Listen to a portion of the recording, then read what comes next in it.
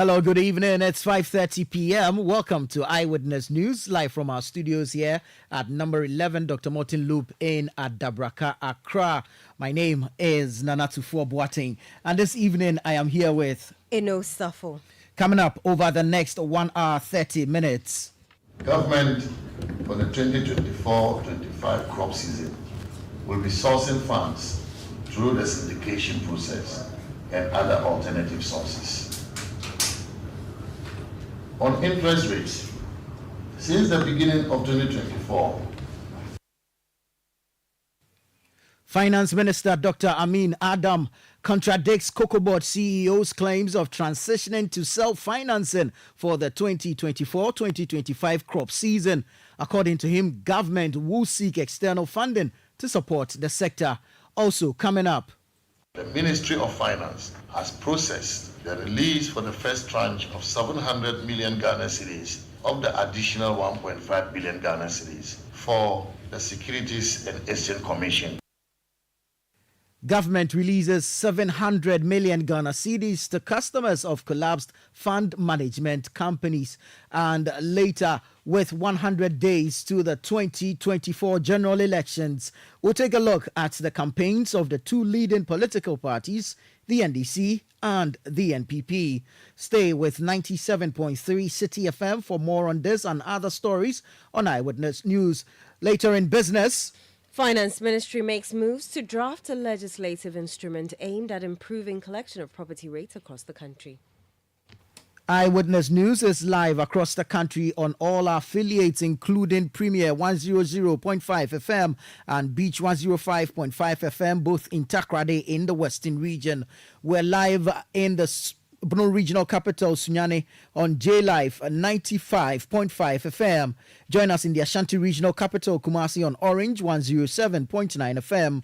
You're welcome to the Volta region on Akpeni Radio 96.7 megahertz in Pando and Heritage 107.3 FM in Hohoi. Up in the Northern region, this is Dasuma 99.1 FM in Yendi. You're listening to us on Word 88.3 FM in Zwarungu in the Upper East region.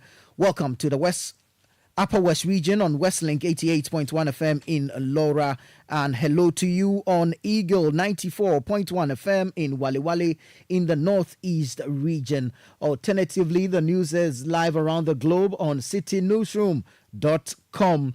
You're welcome to join us with your comments and contributions via our WhatsApp line 0549 986 996. Eno Safo will bring us our first story. Government has categorically stated that it will still rely on syndicated loans for the purchase of cocoa beans for the 2024-2025 crop season.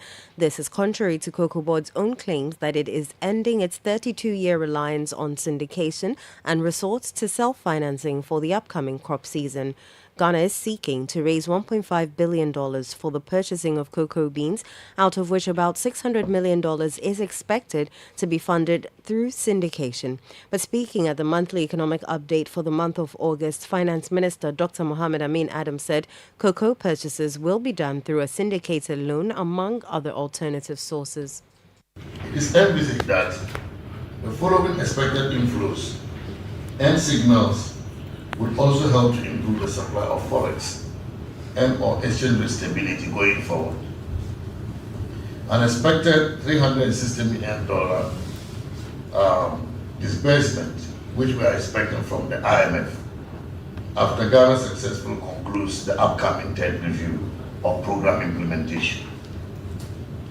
An expected $300 million from the World Bank after the World Bank Development Policy Corporation 2 is approved, and the successful completion of the external debt restructuring. I want to take this opportunity to clarify that as part of measures to improve the financial viability of Cocoa Board, government for the 2024-25 crop season will be sourcing funds through the syndication process and other alternative sources. On interest rates, since the beginning of 2024, interest rates have witnessed a decline with the 91-day and 182-day Treasury bill rates standing at 24.79% and 26.68% respectively as of 26 August 2024, after reaching 29.4% and 31.95% respectively at the end of December 2023.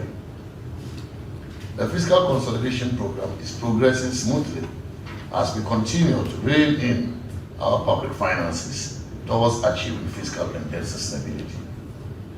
Provisional fiscal data for 2024 January to July shows that total revenue and grants at the end of the period amounted to 89.4 billion Ghana cedis. That is 8.8% of GDP. And this is 0.7% above the program target of 88.7 billion Ghana cedis, which is 8.7% of GDP. So what it means is that revenue exceeded the target year to date. This represents a nominal year-on-year growth of 27.5% and 50.4% of the revised total revenue budget for the year. Finance Minister Dr. Mohamed Amin Adam. Now, before we get a reaction, let's first listen to the Chief Executive Officer of Cocoa Board, Joseph Boahin Edu, who announced that the company would self-finance cocoa for the 2024-2025 crop season from this year. And addressing journalists, Joseph Boahin Edu indicated that this new approach is expected to save approximately $150 million. Is it good that always Cocoa Board should be heard going to borrow? Is that tag? Are we comfortable with that tag? Today you've heard that Cocoa Board is not going to borrow. It's quite a good time for any human being to learn his or her lessons. 32 years, we've learned our lessons. And we think that it's high time, we weaned ourselves from the offshore international financial markets and then finance the crop ourselves here. And that's exactly what we are going to do. And I think it comes with a lot of projectory benefits. If you're able to do that, because this year we send RFPs for $1.5 billion, we're going to look for $1.5 billion. Looking at interest rates last year, which were over 8%, and plus other costs, it means that we can save almost over $150 million by just not going. The decision not to go offshore alone can save us all that money. That was the CEO of the Ghana Cocoa Board, Joseph Boahin Edu. Let's go over the phone lines and speak to the ranking member on the Food, Agriculture and Cocoa Affairs Committee of Parliament, who is also the MP for Asunafo South in the Ahafo region, Eric Opoku. Good evening, Honorable, and thank you for joining us. Good evening, my brother. Right. And I'm also grateful for the opportunity. Good to have you. Good to have you. Now, in this turn of events, we've had the finance minister contradict the CEO of Cocoa Board on their latter's claims or assertion that indeed Cocoa Board would not go onto the external market to borrow for the 2024-2025 crop season. Now, we know that since the 1992-93 season, government has financed the purchase of beans with these external or this syndicated loans. The Cocoa Board CEO insists that it will not go onto the market, but Finance Minister says they will solely rely on syndicated loans. Which way would have been best for the country, to go external or to source locally? Thank you for the opportunity. I think that the ideal situation should have been sourcing the funds locally if the capacity really exists. for local banks to generate that quantum of money to finance cocoa purchasing in Ghana. Unfortunately, that is not the situation. The situation as it stands now, the banks in Ghana will not be able to raise that huge amount of money, $1.5 billion, to finance cocoa purchases. And when you look at the record of Cocoa Board, Cocoa Board issued short-term bills called cocoa bills. And then the commercial banks in Ghana bought these bonds. When the time was due for them to pay, they could not pay. So they pleaded for another 6 months. They were given the 6 months. The 6 months was due, they couldn't pay.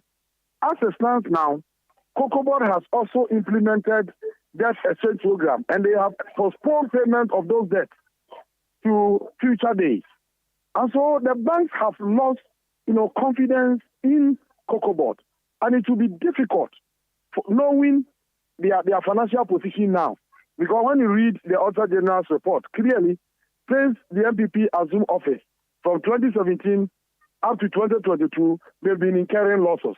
And even in 2023, when the Auditor General reported that they have made a profit of 2.3 billion, the Auditor General added that they made the profit because they have postponed payment of their debt to a future date.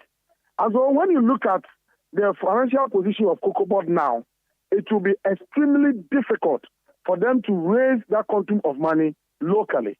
And even if they should get it, look at the current interest rate, hovering above 30%. How would they be able to pay?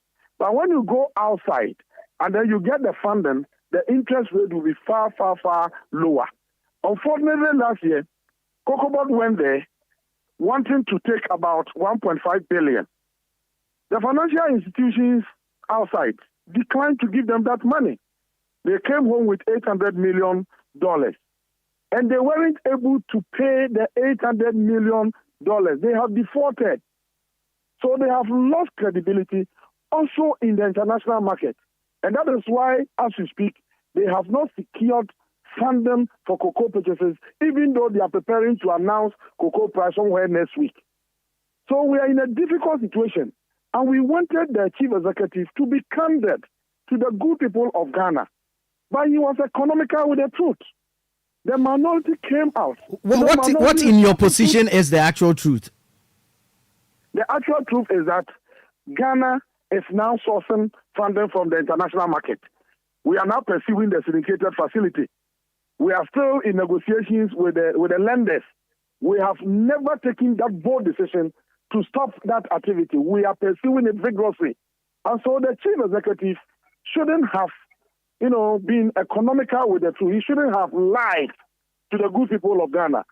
The position articulated by the finance minister vindicates the minority, that the issue that was raised by the minority, that the chief executive was being economical with the truth, has been, demonstrated by the minister. And so we urge the chief executive that you are managing a very big asset, a very big company belonging to the good people of Ghana.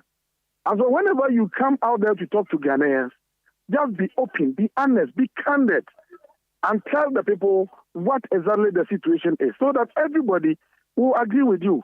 But if you come and tell us that, we are not going there, we have taken a decision, it's a good decision, a bold decision, that we are not going there again, and then in a matter of weeks, the finance minister, who is in charge of all the negotiations, comes out to say that, yes, we are pursuing that goal, we'll get it. We are in the international market still looking for money. Then you portray yourself as somebody who is not honest. And I think it's not a good thing. Well, so the finance minister, although contradicting the Cocoa Board CEO, also highlighted the possibility of the self-financing, which he says will be phased out in gradual stages. What's the feasibility of this? That we don't have the capacity now to do that. I've told you that should have been the ideal situation. But when you don't have the capacity, you don't go out to talk about things you cannot do. That is only the situation.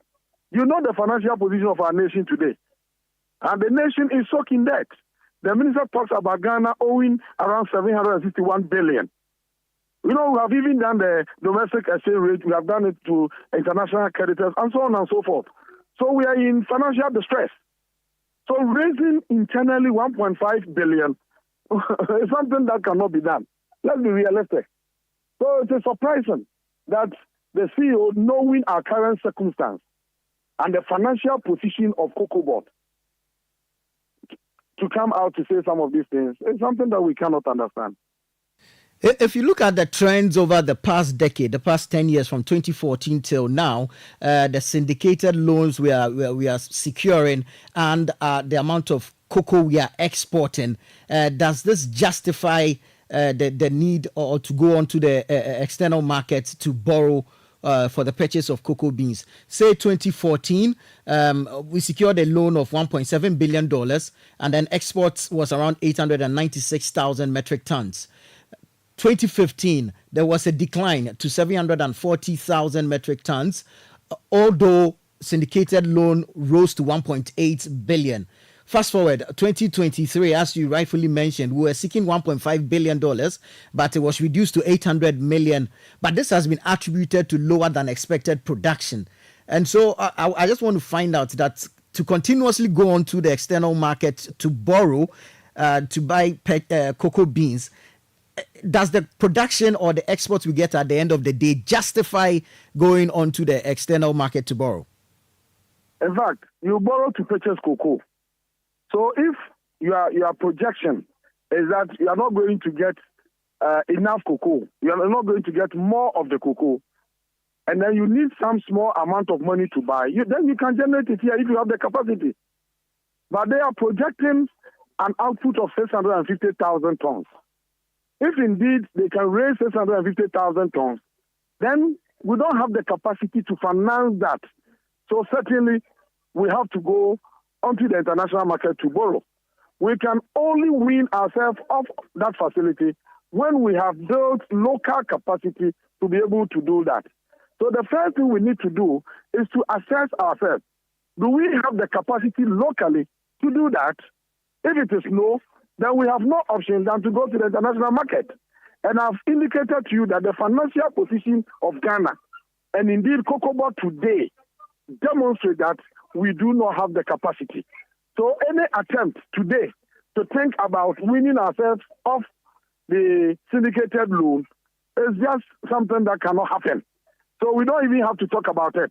And that's why the minister indicated that even if we want to do self-financing here, we must do it gradually. So that as we move on, we build the capacity, and then up to a stage, we can say that today we have the capacity to do it, so we are not going there again. But as it stands now, we do not have the capacity to do that. Honorable, you seem convinced on the lack of capacity to source the funds locally. But you see, this 650,000 tons target is a reduction of by about 25 or 20% from an earlier prediction of 810,000. Now, if we have this much of a reduction or a reduced target, is it not possible to engage in a cocktail of self-financing and domestic financing to be able to raise the money for the purchase of the beans? No, you have made a good point. Earlier on, I indicated that it depends on the quantity that you project to produce. If the projection is within your capacity, go ahead and finance. But if it is not within, then you cannot. And I'm saying that even the 650, we cannot finance it. Because last year, the projection was 850,000 metric tons. At the end of the day, we had 429,000 tons, almost 430,000 metric tons. But even the 430,000 metric tons, had it not been the 800 million we secured for the syndicated facility, we couldn't have financed it. And I've already highlighted the losses they have incurred over the period. So if you have a company that is running into losses for 7 consecutive years, certainly you know the capacity of the company, that the company cannot even finance 200,000 tons. The company cannot. The Auditor General has reported that they will not be able to even meet their short-term obligations. So if a company does not have the capacity to meet its short-term obligations, what about raising this huge amount of money to finance cocoa purchasing in Ghana? We don't want a situation where the cocoa farmer, after drying the beans, will be carrying the cocoa from one point to the other, looking for the licensed buying company which has money to buy. That will be a disaster. Last year it happened, and it shouldn't be repeated. And so we want them to do everything possible to make sure that funding is secured before they announce the producer price, in order not to subject our farmers to that kind of stress they subjected to them to the last year. And the point I emphasized earlier on was that the chief executive stated a position which has been contradicted by the finance minister. But clearly you see that the finance minister was the one telling the truth. So we urge the chief executive to humbly come out to apologize to Ghanaians that it was an error. He slipped. He wanted to say that they are working on the facility and that the impression he created was erroneous. That will demonstrate some kind of humility of a leader who has, misinformed the public. I mean, taken by those words, I think will do us some good. Oh no, but you say that government should secure the funds before announcing the producer price for cocoa. That has been the practice always. Right. That has been the practice. Very well. It's not a matter of me saying it. Very well. But then the chief executive of Cocoa Board also announced that the season would open earlier than usual. He actually says it will open on September 1, which is just on Sunday. What difference would this make? The difference is that if you announce the price on September 1st, it means that farmers can send their cocoa to the largest buying companies, but they will not have money to buy. And that is the problem we have. These farmers depend solely on the cocoa farm, on the produce that they get from their farms. So now, having gone through the processes of harvesting the cocoa, breaking the pods, fermentation, drying, and bagging, now you carry your cocoa to the licensed buying company, and they tell you that we are crediting the cocoa for 1 month. If Cocoa Board gets us money, then it will come and pay you. Look at, this embarrassment, the stress that these farmers have to go through after toiling day, afternoon, night, morning, afternoon, night to bring the cocoa. Look at the stress they are going to go through.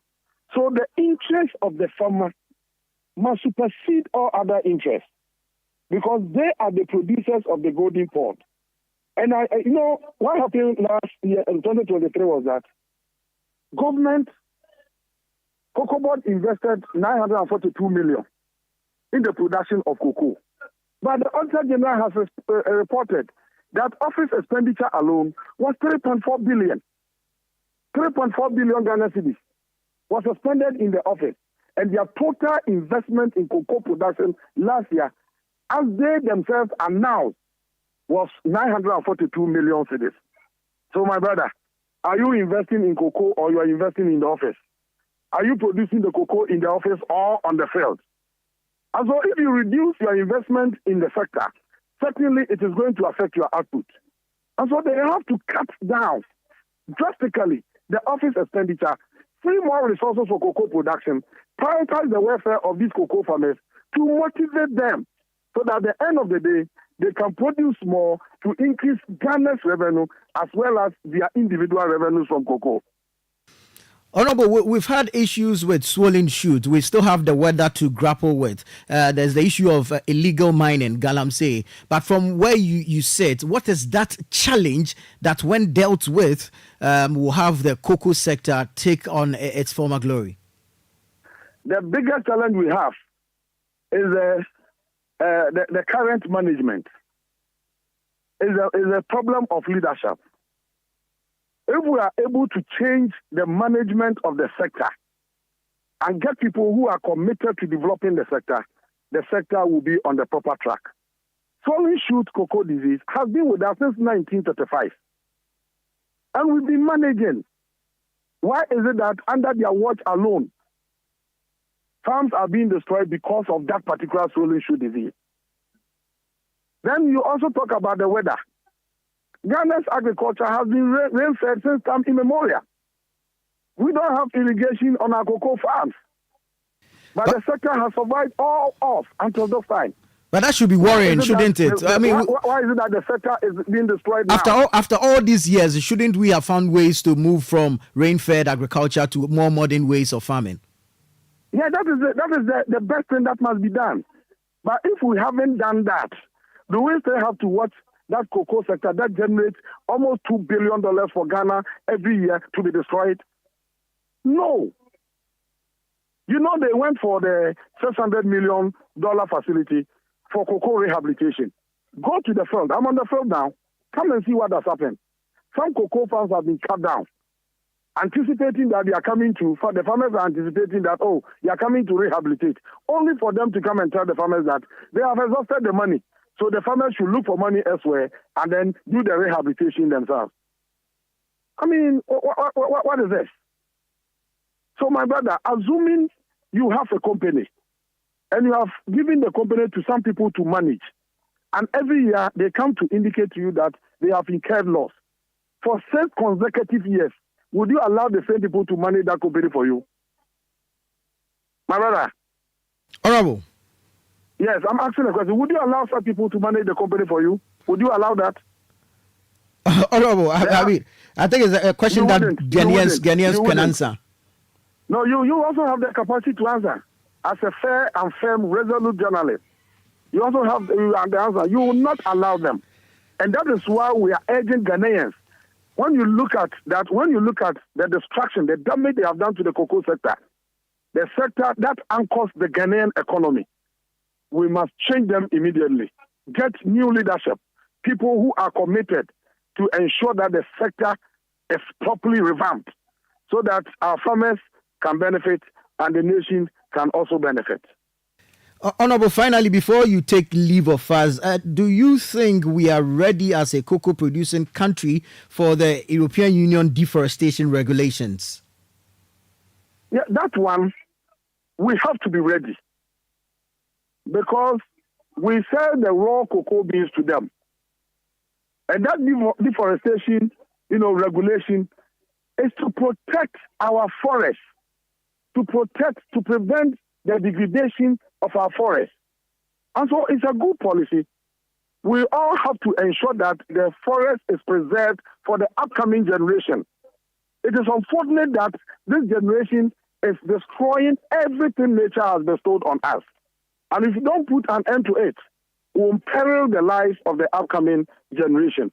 So it is not a matter of we are ready. We should comply because it is so important. And we must ensure that it happens. Because the world is not coming to an end today. We must live and protect these resources for the upcoming generations to come and enjoy. If you travel outside, wherever you go, look at how they have preserved their forests. Why can't we do the same here? And we live as if the world is coming to an end today, so let's destroy everything and go away. We are subjecting our people, our children to harshness, and we shouldn't be doing that. So we must ensure that we comply. Right. Very well. Thank you so much for your time this evening, Honorable Eric Opoku. It's a pleasure speaking to you, my brother. Grateful. The Honorable Eric Opoku is the ranking member on the Food, Agriculture and Cocoa Affairs Committee of Parliament and also the MP for Asunafo South in the Ahafo region. This is Eyewitness News. Stay with us. We'll be right back with more. Eyewitness News. Be there as it happens. Oh, jump on now. Go.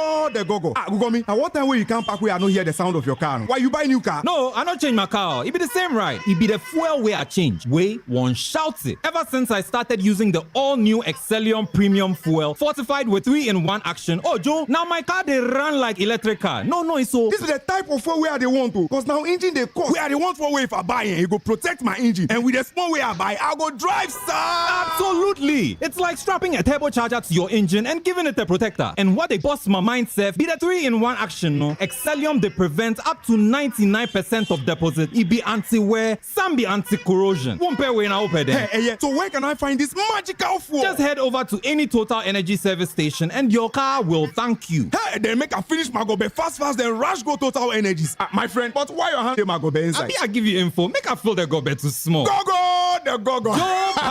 Excellium is designed to protect your car engine, decrease fuel consumption, and lower CO2 emissions. Don't say fuel, say Excellium. Choose Excellium, choose quality.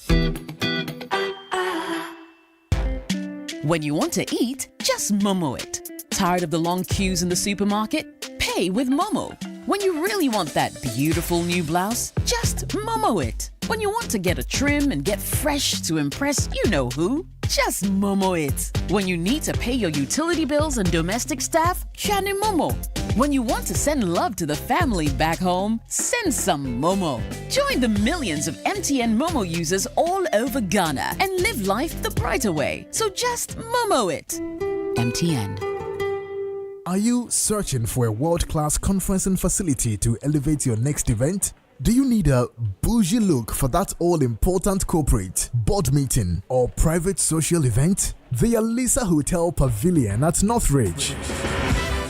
Our expansive conference center comfortably seats 1,000 persons in a theater-style setup. This makes it ideal for large conferences and exhibitions. Where there is the need to break out, the conference center seamlessly converts into 2 separate breakout rooms. With the importance of seamless technology integration, our facilities are equipped to support your audiovisual needs.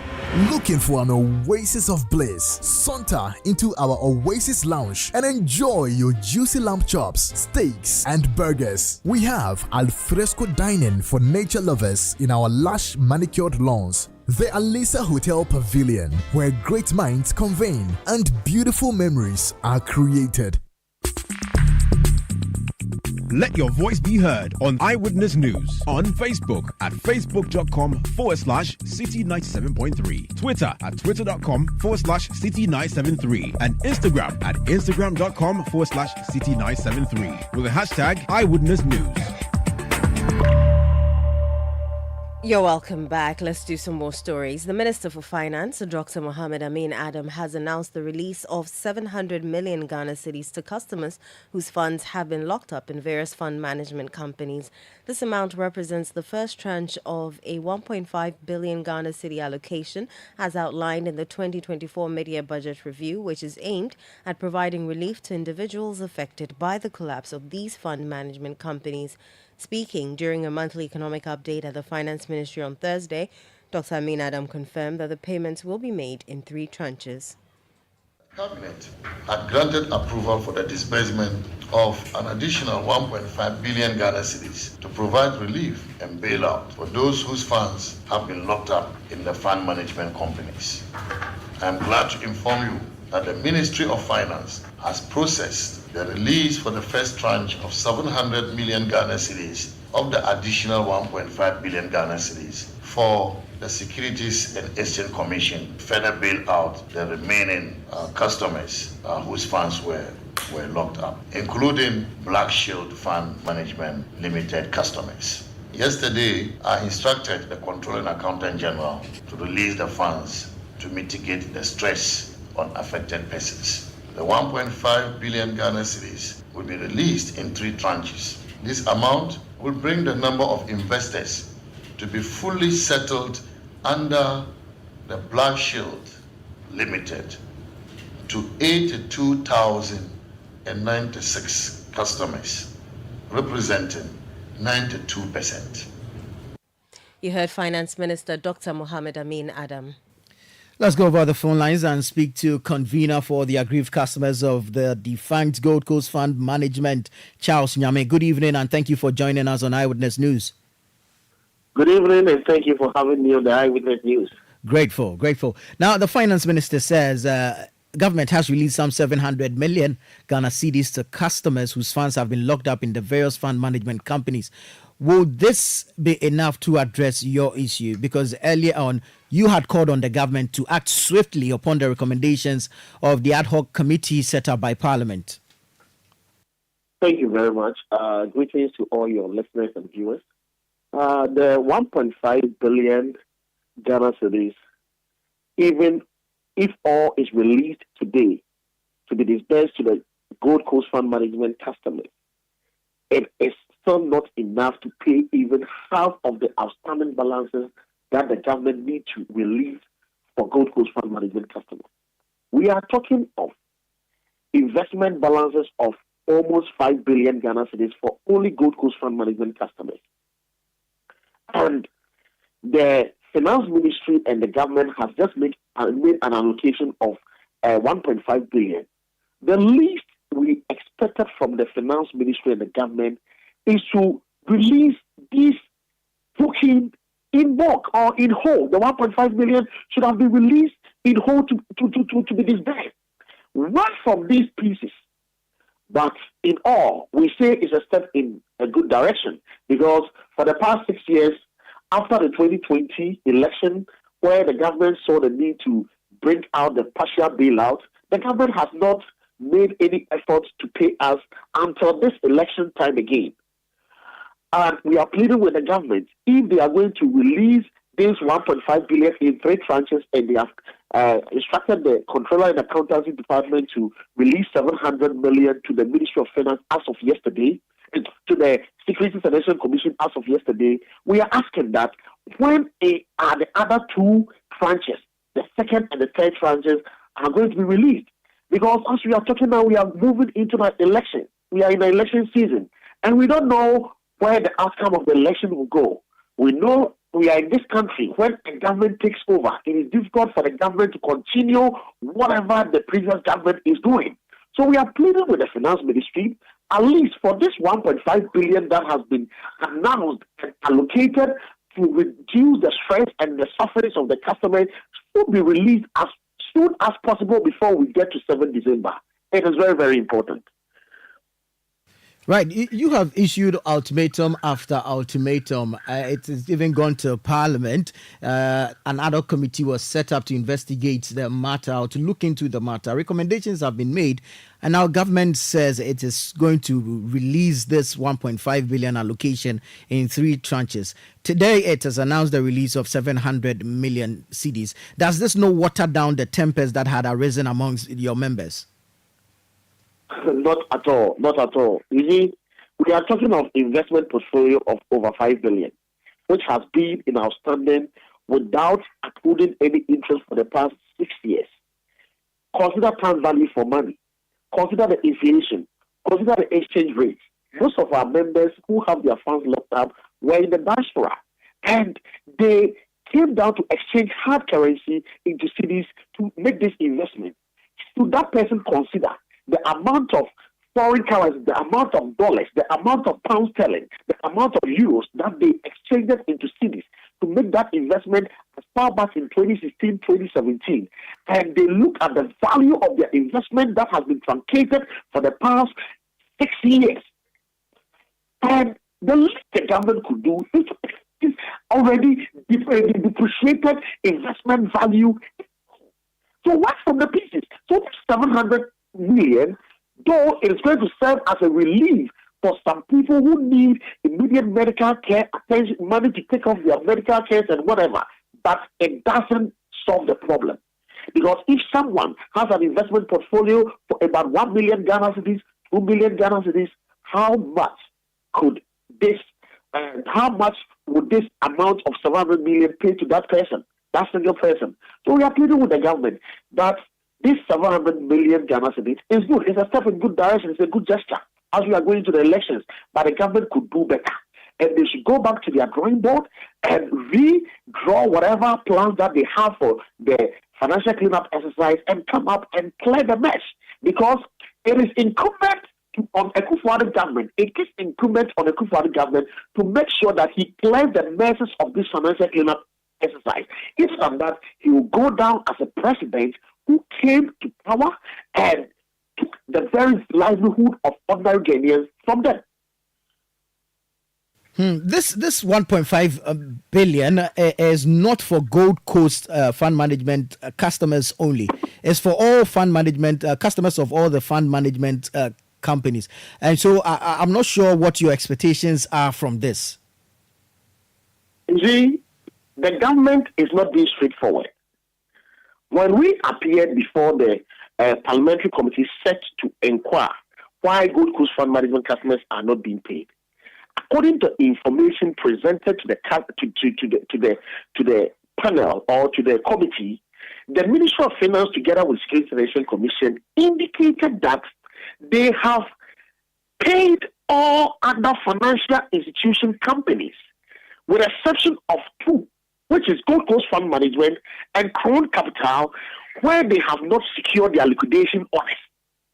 And I am here to tell you that the crowd capital, their investment portfolio, wouldn't amount to even 50 million Ghana cedis.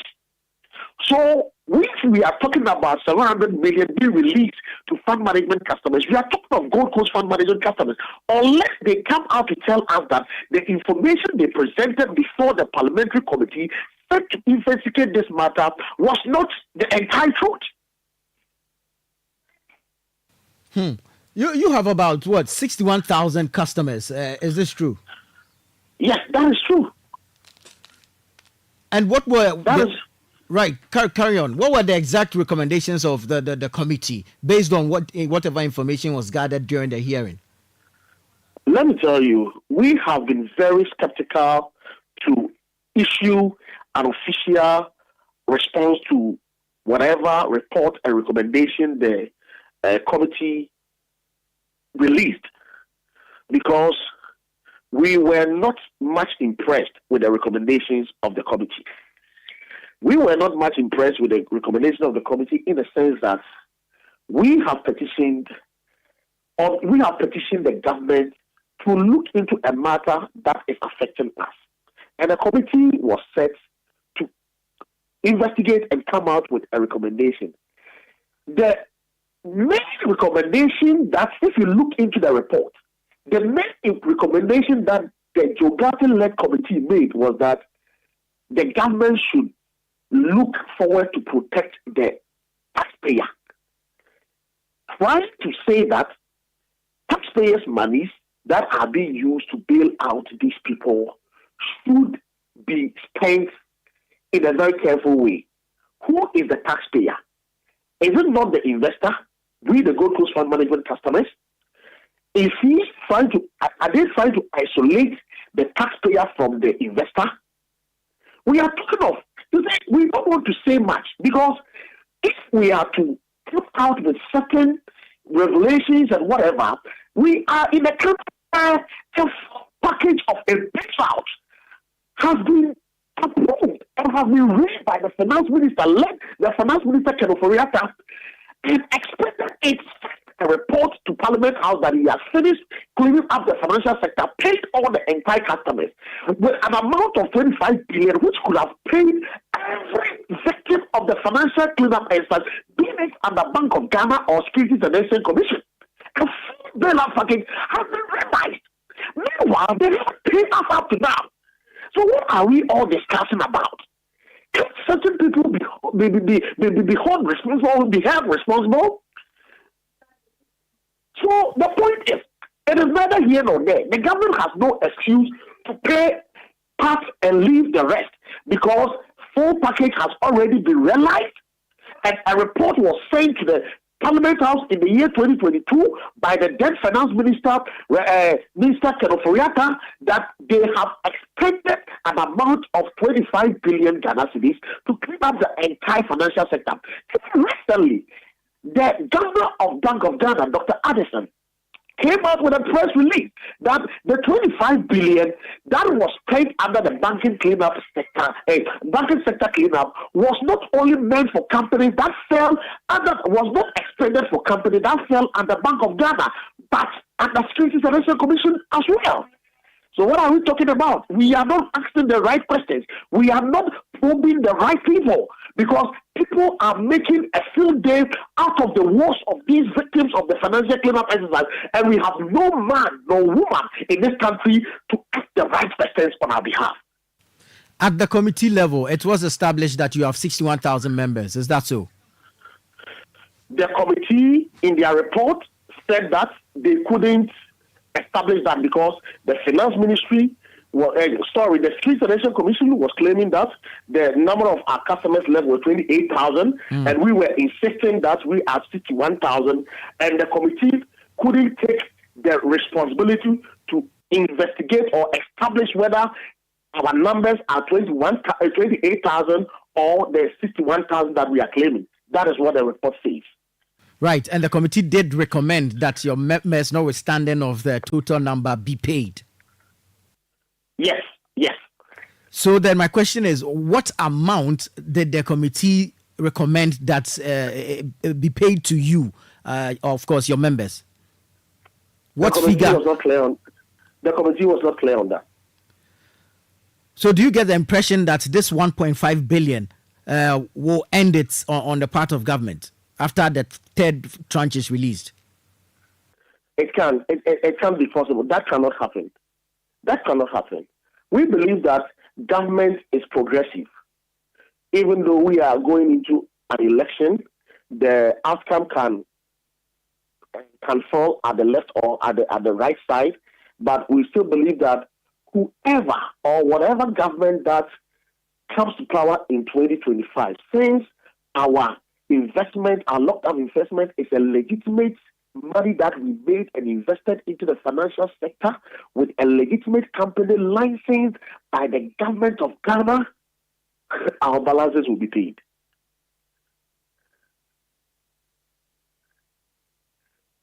All right, Charles, thank you so much for your time this evening. We're grateful. Thank you. Charles Nyame is convener for the aggrieved customers of Gold Coast Fund Management. Let's get into some other stories with Enu Safo. So the Ministry for Works and Housing has announced plans to mortgage the housing units at Saglemi in the Ningo Prampram district of Accra upon completion. This decision follows concerns about the affordability of the units. Speaking before the Government Assurance Committee, the Sector Minister Kojo Ponkroma disclosed that negotiations with various banks are already underway to expand the mortgage market, ensuring that the average worker can afford these homes. Ghana is one of the few countries in which when people are getting property, sometimes they're expected to pay the full amount there and then. And so it becomes unaffordable. But if you can get a mortgage that spreads it over 10, 15, sometimes 20 years, it becomes affordable because you are paying with maybe monthly servicing, the coverage ratio of which is not too high as compared to your income. So on the demand side, what we have done is to commence working with the banks to deepen the mortgage market, so that salaried workers generally can get access to some more mortgage financing to buy property. God bless us if it's CD-based even. And using the National Home Ownership Fund as an intervention, we are looking at ways to do that. The Association of Banks has ferried to us, may I say, a dossier on what is required if we want them to underwrite more mortgages, part of which can be used to also shore up the demand side affordability of people who are looking to buy houses in general, and specifically also to support Saglemi. That was Minister for Works and Housing, Kojo Ponkroma. The New Patriotic Party in the Okankwe North constituency says it remains unperturbed by a petition contesting the eligibility of its parliamentary candidate. This comes after a constituent, Kingsley Anyamasa, submitted a petition to the Electoral Commission during the voter exhibition exercise challenging the candidacy of the NPP's parliamentary candidate for the Okankwe North constituency, Nana Amadukya. In an interview with City News, the NPP's constituency secretary, Eric Nanakwa, stated that the party is undeterred and continues its campaign awaiting the Electoral Commission's ruling on the matter. Objection to somebody's name is part of the process that is mandated for Electoral Commission to undertake preceding to any general elections. The same way a transfer of votes is also one of the responsibilities that is assigned to Electoral Commission preceding to any general elections. An individual trying to object to any name at all is the individual's right. But this particular person that I heard has objected to isn't just an individual. He is a nephew to the incumbent MP, Honorable Teresa Awuni. What I do know is that during the exhibition, they had objected to an Honorable Nana Madukua. The reason why they objected to, I have not had access to it. You have tracked it. I have not seen some.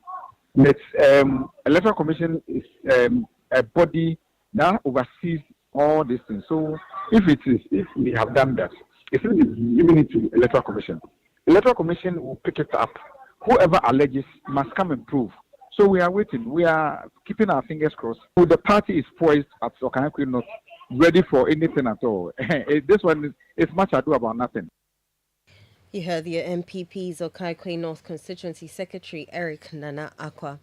The Widows Association of the Ayawaso West Wuogon constituency is urging the Inspector General of Police to take action against John Dumelo, the National Democratic Congress's parliamentary candidate for the area, over his recent comments about his opponent and current MP, Lydia Sairam Al-Hassan. In a media appearance, Dumelo alleged that Lydia Al-Hassan had killed her husband to attain her political position and referred to her as a bloody widow. The statement has not only sparked outrage among critics, but also been condemned by the Widows Association, which described the comments as an insult to the dignity of widows who already endure significant emotional and societal hardships following the loss of their spouses. Speaking to City News, a spokesperson for the Widows Association in Ayawaso West Wuogon, Efia Baran, said it is crucial for authorities to hold individuals like Dumelo accountable for their remarks, explaining that such comments are an attack on all widows in Ghana. He, as an individual, is a father and a husband. I don't know the kind of example he's setting up for his own children. And we believe that it's an attack on all widows in Ghana to make such comments perpetrating harmful stereotypes. The moment someone's husband passes on, then it is claimed that, oh, the woman killed the husband. I would plead and ask the IGP to come in this case. I think that the IGP should invite him so that to deter others from speaking without evidence. Invite him so that he gives his reason for his statement. If there's any law that will be used so that he's punished, so to deter others, because we have other women who have equally lost their partners, and when actions is not taken, it will continue. Because I remember when the MP for Mfansimine, she also lost her husband. When she went to Parliament, same thing happened. So when this is not sorted out, it will continue. Efia Baran speaks for the Widows Association of the Ayawaso West Wuogon constituency. President Akufo-Addo has reassured the nation of a transparent and peaceful election in December, while dismissing allegations that the ruling New Patriotic Party intends to rig the polls. He emphasized that election rigging is not part of the NPP's DNA and says the party is committed to democracy and a fair process. President Akufo-Addo said he came out of a peaceful election and will leave in a peaceful election. The president made the remarks during the 13th Biennial and 51st Conference of the Methodist Church of Ghana in Kumasi. We cherish our reputation as a beacon of democracy on the African continent, and the conduct of the forthcoming elections will reinforce this reputation. I'm certain that the behavior of the Ghanaian people and their government and public authorities will put to shame all the naysayers, all the Jeremiahs, including, unfortunately, some persons of the cloth, who instead of preaching peace, are bent on raising the specter of election rigging and Kenyan-style bloodletting. They will be disappointed. The 2024 elections, while the previous ones were held in Ghana in the Fourth Republic, will be conducted peacefully and in total compliance with the laws of the country. President Akufo-Addo there. Away from that, the Ghana Education Service has announced the commencement of the 2024 school selection process for candidates of the Basic Education Certificate Examination. The exercise, which began yesterday, is scheduled to conclude on September 4, 2024. This announcement follows the completion of the 2024 BECE, where over 500,000 candidates participated between July 8 and 15 across the country. In an official statement signed by the Acting Director of the Schools and Instruction Division of GES, Mr. Prince Ajimaidia, parents and guardians have been urged to play an active role in guiding candidates through the selection process to ensure a smooth and efficient placement this year. Pharmaceutical company Maridav Ghana Limited is advocating the use of data performance measures to boost the productivity of poultry farms across Ghana. As part of efforts to provide value-added services to customers and enhance farm efficiency, the company has introduced a mobile application, Poultry Max, designed specifically for managing poultry farm data. Speaking to Channel One News, the executive director of Maridav Ghana Limited, Nairam Kukula, urged all poultry farmers to take advantage of the app and integrate it into their daily farm management practices. One of the things that we try as much as possible to do is to provide value-added services to our clients. We currently offer feed analysis and feed ingredients analysis, and we saw the opportunity to go further by providing a resource that farmers can use to monitor the performance of their farms. So we launched this morning an app called Poultry Max, which essentially allows a farmer to get real-time data on the production metrics on their farm. So no matter where you are, as long as you have internet connectivity and there's someone back at the farm putting in your data, you get to see how your layers are performing, how much feed they're consuming, how much water they consume. So at any point in time, you can take the right decisions to keep your operation going. I would encourage farmers to never stop learning. Take advantage of workshops and seminars like the ones that we organize, attend them, share their challenges, and then also pick up the learnings. Poultry Max is a free app. It's on the Play Store, so anybody who has a poultry farm can actually just go on there, download it. If they need any assistance, they can try and reach us through our sales representatives or our office lines, and we'll guide you through it. Executive Director of Maridav Ghana Limited, Nairam Kukula. Eyewitness News. Be there as it happens. When you want to eat, just Momo it. Tired of the long queues in the supermarket? Pay with Momo. When you really want that beautiful new blouse, just Momo it. When you want to get a trim and get fresh to impress you know who, just Momo it. When you need to pay your utility bills and domestic staff, Shani Momo. When you want to send love to the family back home, send some Momo. Join the millions of MTN Momo users all over Ghana and live life the brighter way. So just Momo it. MTN. Are you feeling tired after a hard day's work? Have you lost your appetite even for your favorite dish? Viral Blood Tonic is a nutritionally balanced, pleasant-tasting tonic fortified with iron and vitamins to boost your appetite and energy levels for high performance. Viral Blood Tonic, easy to take and good for the whole family. Viral from Danex Iting Starwin PLC. If symptoms persist after 48 hours, consult a physician. This advert is FDA approved.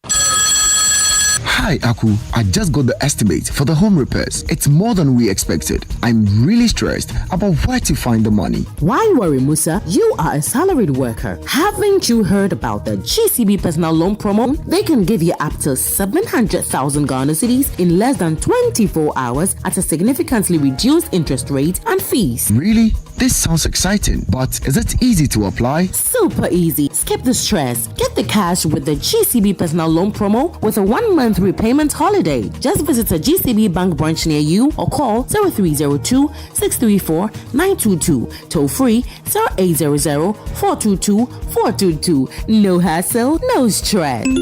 Wow, I just got a notification. The loan is already in my account. That was fast. Skip the stress and get the cash you need with GCB personal loan. Visit a branch near you today. Terms and conditions apply. GCB Bank, your bank for life.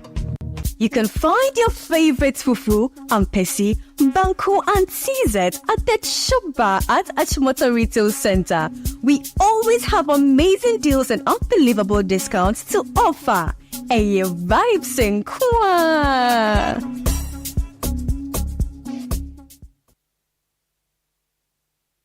Get the details.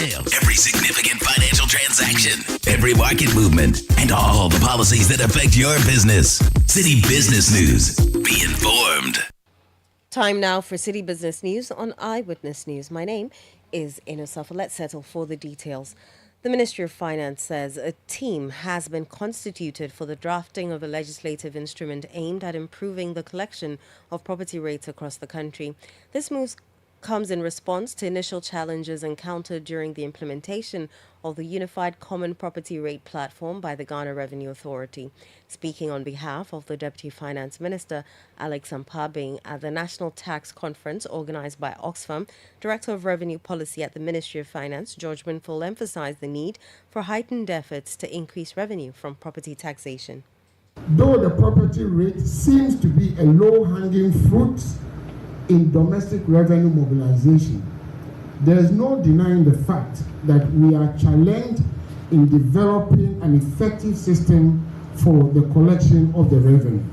You will recall that the Ghana Revenue Authority was tasked to assist MMDAs to implement a unified common platform for property rate administration, enhancement, collection, and accountability. Following the challenges encountered, the initiative had to be halted by government to allow both GRA and MMDAs to streamline their processes for implementation. Currently, a team has been set up among other things, to draft a legislative instrument to ensure the effective implementation of Act 936 to improve property rate collection countrywide. That was the Director of Revenue Policy at the Ministry of Finance, George Winful. Meanwhile, the Ghana Revenue Authority has set its sights on increasing revenue by roping in more individuals from the informal sector into the tax net and enhancing voluntary tax compliance. Assistant Commissioner of Policy and Programs at the GRA, Dominic Nab, has been speaking at the National Tax Conference organized by Oxfam. I acknowledge the challenges we face as tax practitioners in staying up to date with ever-changing tax regulation, managing client expectations, and maintaining the highest standards of professionalism. As part of GRA's vision for the year 2024, we aim to get income-earning actors in the informal sector to contribute their quota towards revenue mobilization with the implementation of a modified taxation scheme and the operationalization of special voluntary compliance disclosure program, which gives opportunity to all Ghanaians who have tax accounts offshore to disclose their income honestly. Also, to provide a conducive atmosphere for work to engender and improve productivity while we build good relationship with our stakeholders. The success of progressive taxation, however, depends on our collective efforts. Assistant Commissioner of Policy and Programs at the GRA, Dominic Nab. Now, the World Bank has announced plans to disburse $830 million for various projects in Ghana by the end of 2024. However, this disbursement is contingent on Parliament passing 3 loan agreements currently under consideration. The following report has more. Parliament was expected to approve the loans before going on recess, but concerns raised by some members prevented the House from reaching an agreement on the proposed terms. The World Bank has been awaiting parliamentary approval before proceeding with the disbursement. The agreements in question include $250 million for the Ghana Financial Stability Fund, $250 million for the energy sector reforms, and $30 million for the Greater Accra Metropolitan Area Sanitation and Water Project. World Bank Country Director Roberto Bryan indicated that the disbursement will be based on procurement processes approved by the board. That was a News Desk report. Economic experts are warning that the next government risks losing about 8 billion Ghana cedis in revenue if the promises to scrap the COVID-19 and e-levy are maintained. The NPP and NDC have both made bold tax proposals to remove taxes such as e-levy and the COVID-19 levy. There have also been assurances of tax amnesty and reduction of port duties for businesses. In an interview with Citi Business News, tax analyst Francis Timorboy notes that if the next government goes ahead to scrap these taxes without alternative plans to boost revenue, the country's economic situation may worsen. For 2025 alone, COVID-19 is bringing in about 5.6 billion Ghana cedis. Then the e-levy is supposed to bring about close to 2.5 billion Ghana cedis. So that alone is getting to almost 8 billion Ghana cedis. I mean, they should be able to tell us that, okay, if we do this tax amnesty within 1 year, we are going to be able to bring in more taxpayers to raise this additional revenue. Or maybe we're going to cut expenditure to that effect so that the impact on government revenue is not distorted. Remember, IMF is always concerned that we don't collect so much taxes compared to the size of our GDP. So the question is, if we lose this money, where is the other source coming from? There must be an alternative. Francis Timoboy is a tax analyst. Now, the Ghana Chamber of Telecommunications has attributed the high cost of data by Starlink and other satellite services in Ghana to the free fall of the city and its attendant impact on the importation of operational components. The National Communications Authority on August 22 announced the commencement of operations by SpaceX Starlink GH Limited by the end of August for the provision of high-speed internet services. Some internet users, however, have lamented the cost of services in Ghana compared to other jurisdictions, including Nigeria. Speaking to City News, the Chief Executive Officer of the Telcos Chamber, Engineer Kenneth Ashikbe, noted that the cost of doing business in Ghana largely contributes to the difference in prices. Recently, mobile network subscribers in Ghana raised concerns about the high cost of data, highlighting its impact on their finances. This issue appears to have resurfaced, with Vice President Dr. Mahmoud Bawumia committing to work closely with industry stakeholders for clear policy guidelines to eliminate investor uncertainty and facilitate business planning. He also highlighted the need for swift allocation of spectrum to enhance digital inclusion. For Engineer Dr. Kenneth Ashikbe, Chief Executive Officer of the Ghana Chamber of Telecommunications, critical interventions are necessary, particularly in addressing the tax component that contributes to high cost of data. When we buy data now, the taxes that are on it, so you start all the way from your CST before you would apply all of those levies on it, and then you come and apply a VAT to it. So your effective tax rate is around 24% on just your purchases. So that's also another important conversation, that anybody who wants to reduce the cost of data would have to consider the fact that there's a lot of taxes that anybody who goes buying data has to pay. So Engineer Kenneth Ashikbe is Chief Executive Officer of the Ghana Chamber of Telecommunication. That's all for City Business News on Eyewitness News. My name is Inu Safo. Up next is Point Blank. Eyewitness News. Be there as it happens. Are you ready to turn your dreams into reality?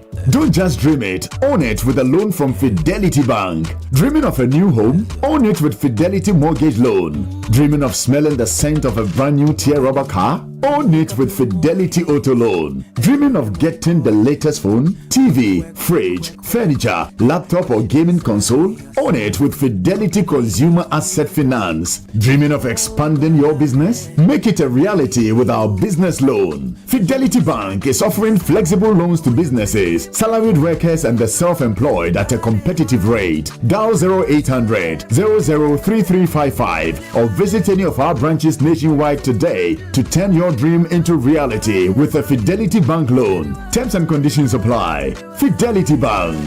Believe with us. Fidelity. If I believe with us. Fidelity.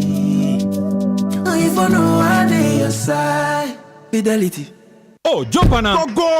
Gugomi, at what time when you come back where I don't hear the sound of your car? Why you buy new car? No, I not change my car. It be the same right. It be the fuel way I change. Way one shouts it. Ever since I started using the all-new Excellium Premium Fuel, fortified with 3-in-1 action. Oh, Joe, now my car they run like electric car. No, it's so. This is the type of fuel where they want to. Because our engine they cost. Where they want for way if I buy it, it go protect my engine. And with the small way I buy, I go drive, sir. Absolutely. It's like strapping a turbocharger to your engine and giving it a protector. And what they bust my mindset be the 3-in-1 action, no? Excellium they prevent up to 99% of deposit. It be anti-wear, some be anti-corrosion. Won't pay when I open them. Hey, so where can I find this magical fuel? Just head over to any Total Energy service station and your car will thank you. Hey, then make a finish my gobe fast, then rush go Total Energies. My friend, but why you hand my gobe inside? I give you info. Make a fill the gobe too small. Go. Excellium is designed to protect your car engine, decrease fuel consumption, and lower CO2 emissions. Don't say fuel, say Excellium. Choose Excellium, choose quality.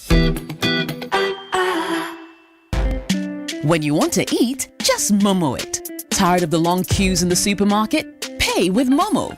When you really want that beautiful new blouse, just Momo it. When you want to get a trim and get fresh to impress you know who, just Momo it. When you need to pay your utility bills and domestic staff, Shani Momo. When you want to send love to the family back home, send some Momo. Join the millions of MTN Momo users all over Ghana and live life the brighter way. So just Momo it. MTN. Chugoi! Hey, we have a new leader in town. Obiarenti. Amanfo, Madam was Sibebre. When him say my baby, maybe more charcoal for whiter teeth. More charcoal. Not only that, maybe lemon. More lemon. Zinc for fresher breath. More zinc. And fluoride for stronger teeth. Introducing the new President Charcoal Pack with more power with a combination of charcoal and lemon for naturally whiter teeth. Grab yours now. This advert is FDA approved. Let your voice be heard on Eyewitness News on Facebook at facebook.com/City97.3, Twitter at twitter.com/City973, and Instagram at instagram.com/City973 with the hashtag Eyewitness News.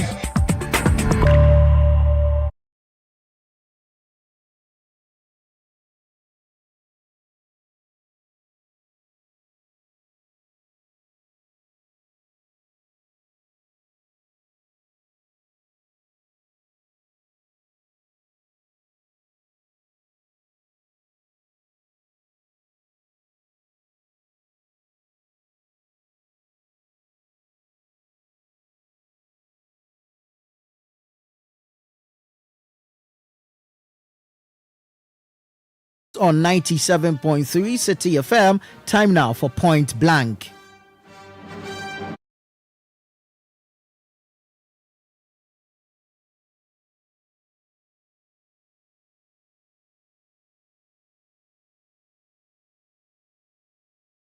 On Eyewitness News tonight, 29th August 2024, which also gives us just about 100 days to the 2024 general elections.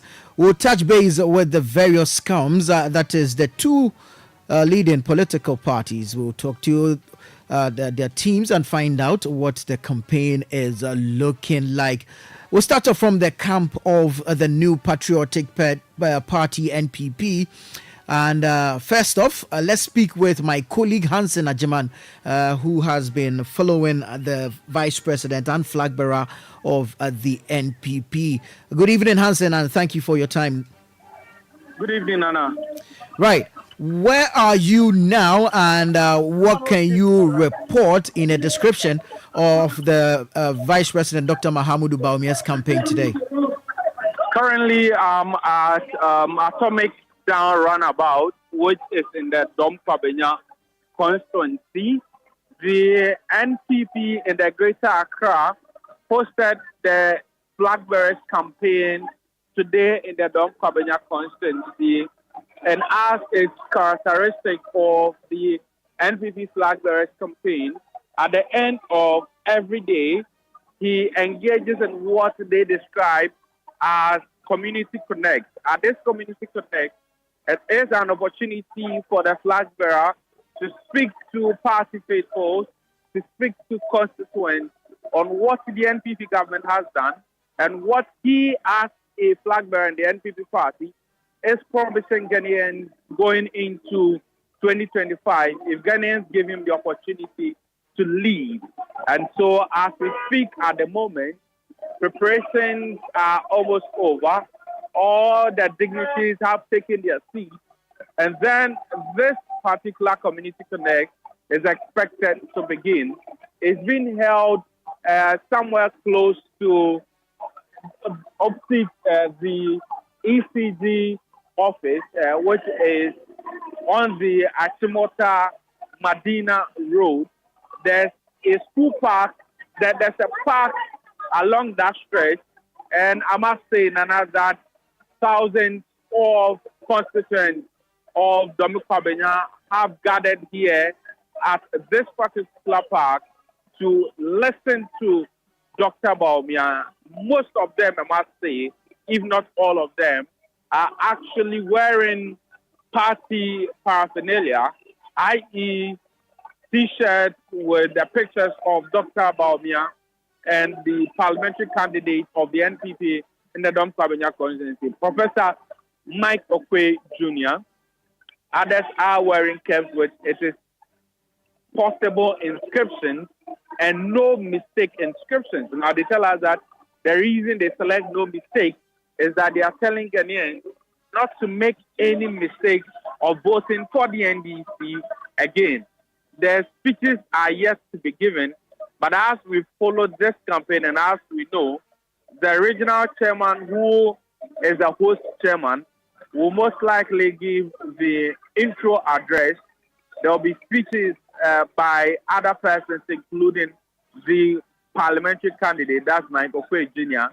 And finally, Dr. Mahmoud Bawumia will take the mic and speak to Ghanaians and speak to constituents of Dom Kabenya of what the NPP government has done, which he believes merits another chance to lead the country, and also on what they seek to do.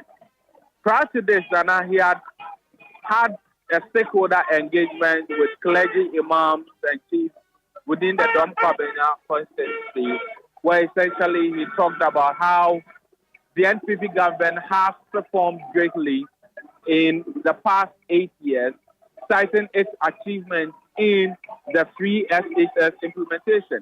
For him, the free SHS implementation is a bold one and has really helped a lot of Ghanaians.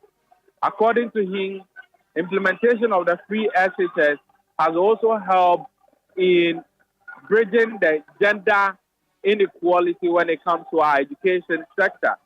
He indicates that now for every 100 male students you take in our senior high school, there are 106 female students, which hitherto was not the case.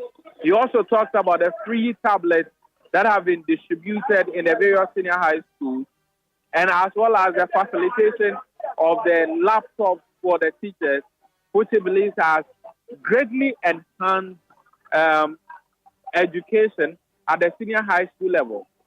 He compares this to the performance of the NDC government, which he says during the NDC government, there was difficulty in even getting chalk for students. And so for him, if you take the performance of the NPP and the performance of the NDC, it is obvious that the NPP has outperformed the NDC. He talks about the achievements of the party in the digital sector. He talks about the roads that have been constructed. He talks about the hospitals that have been constructed. And he comes to the conclusion that the NPP has performed way better than the NDC, a reason for Ghanaians to vote for the NPP. He also took the opportunity now to outline some of the policies he intends to implement. One of them he talks about is the credit score system. He makes the argument that there's no advanced country in the world where people use cash and carry to buy everything.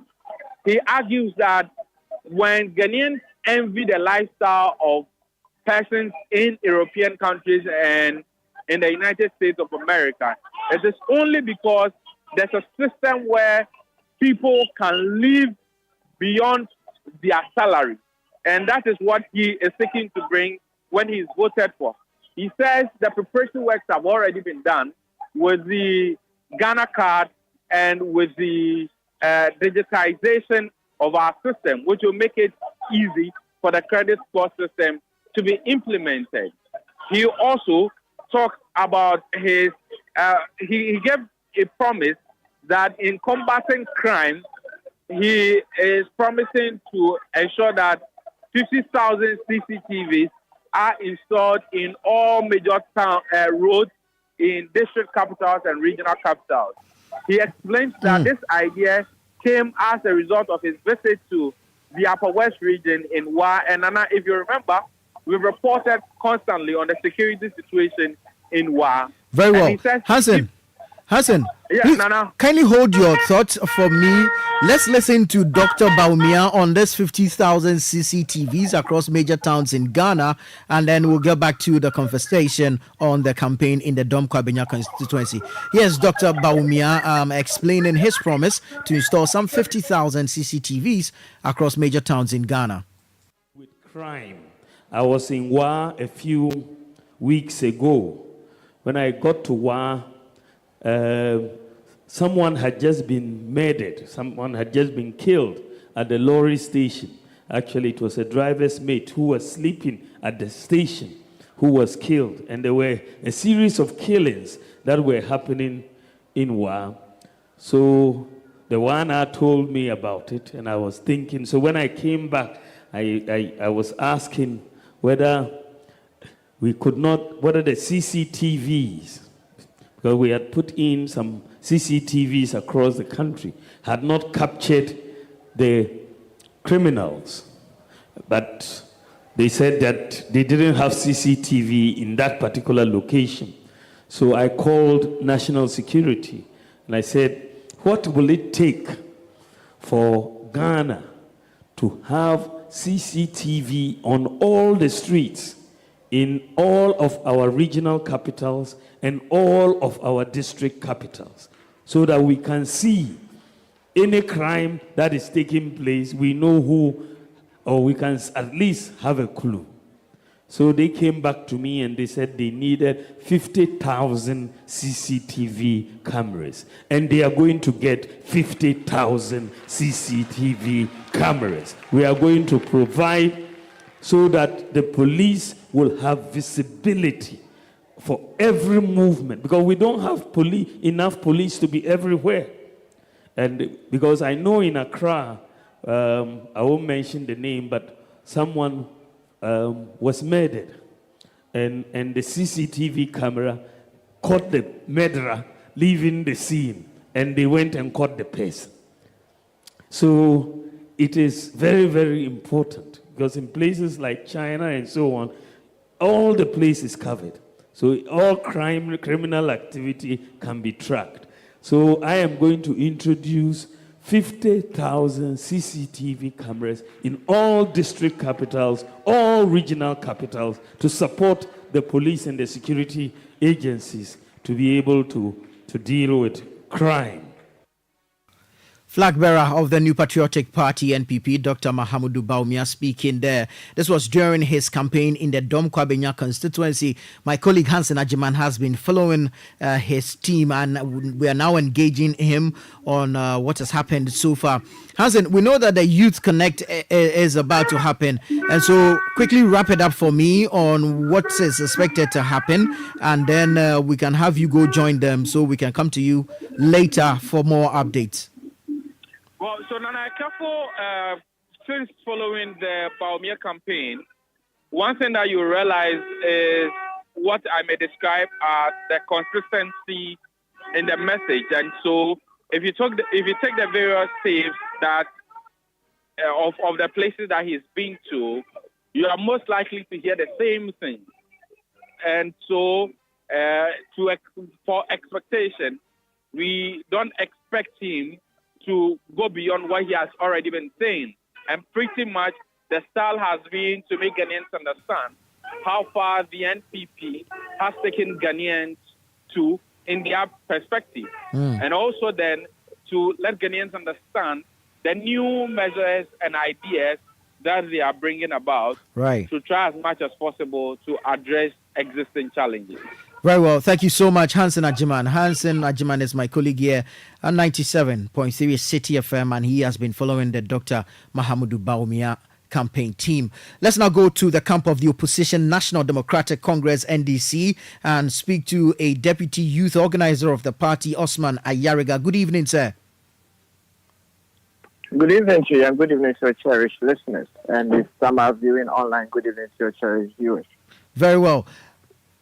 Are you able to tell us where the flag bearer of the NDC, John Mahama, is now and what he has been up to? Yes. Over the weekend, the flag bearer of the NDC took his campaign tour to the Greater Accra region, where he toured Adan constituency, Ashaman constituency, and the second day he went to the western side of Greater Accra region, where he interacted with constituencies such as Suotrom, Anya Suotrom, Trebo, Amastaman, and Anya Suotrom. So he continued to send our message of hope. He continued to talk about the 24-hour economy. He continued to speak about developing the youth of the country. He continued to elaborate parts of our manifesto to the good people of the country. Very well. And what has been the reception like in these places that you've mentioned that the flag bearer of the NDC has visited? If you observe or looked at various videos, you would realize that the reception has been naturally electric. It has been epic. It has been very, very enthusiastic. And that their enthusiasm has been extremely contagious. You realize people naturally gravitating towards the flag bearer, people naturally coming to the flag bearer, and people are yearning for change because people are tired of the current administration, people are tired with the current corruption, people are tired with the current life, people are tired with the current suffering that they are going through. And just for them to hear that a flag bearer of a ruling government will tell them that if he solves all their problems today, what else will he solve if he wins the election? People are tired. People want their problems solved as soon as possible. People are able to decipher truth from lies. People are able to decipher an experiment from an experienced candidate. People are able to decipher an honest man from a very dishonest man. And that is why when we go out and we sell our message of resetting Ghana, rebuilding the Ghana that you and I want to be in, people naturally gravitate and buy the good message of the National Democratic Congress and His Excellency John Dramani Mahama. Now, Mr. Mahama, during the launch of the party's manifesto, announced an operation to recover all loot. Today, we have heard of an operation Recover All Loot Brigade. Tell us about this brigade and what your mission is. Yes, thank you very much. And as I said, we in the NDC, once we issue or bring out our policy or manifesto, we do not tell you that we will not implement it now. Otherwise, when we win power, what will we implement? His Excellency John Dramani Mahama last week during the NDC's launch of its manifesto announced the policy of Operation Recover All Loot, which was going to be instituted by his government. That was to take measures to stop corruption and to recover all looted funds of the country. This has naturally gotten the youth excited, and the youth naturally have gravitated among themselves. They have put themselves together and have formed a brigade, which is called the Oral Brigade, which is Operation Recover All Loot Brigade. And we have started moving, and we are going to move from office to office, asking and picketing to anywhere, everywhere that we see, smell, hear, or suspect any corrupt activities.